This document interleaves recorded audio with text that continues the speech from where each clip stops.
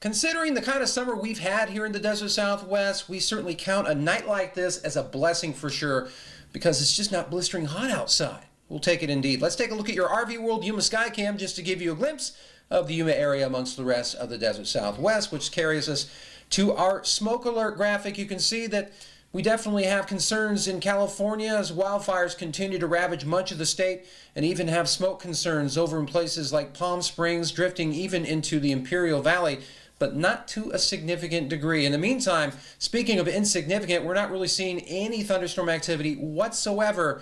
I mean, you got to go way into the interior west to see anything going on. The only thing we got is cloud coverage, and some of that, by the way, is smoke associated as well. Temperatures, though, magnifique. I mean, we can get used to this, but I wouldn't get used to it just yet, because we're going to have much higher temperatures this time of night in the coming week.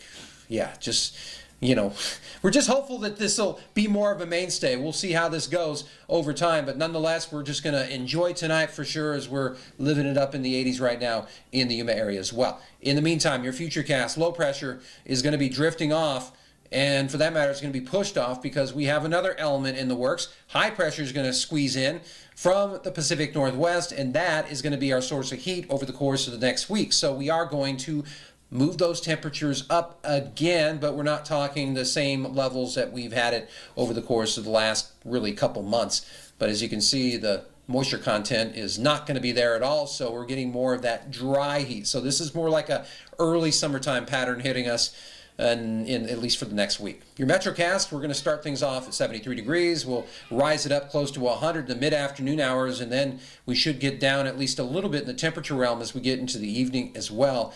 So that's what we got to look forward to for the next 24 hours. Your Yuma International Airport extended forecast gives you the viewpoint of, yes, the rising mercury yet again. What goes down comes up again. This is kind of the rule of thumb around these parts. And as you can see, we'll get close to that 110 mark, but eventually things will start to go down a little bit. We'll have to nickel and dime those temperatures, but they will start going down little by little, bit by bit. We'll take what we can get, especially this time of year for sure.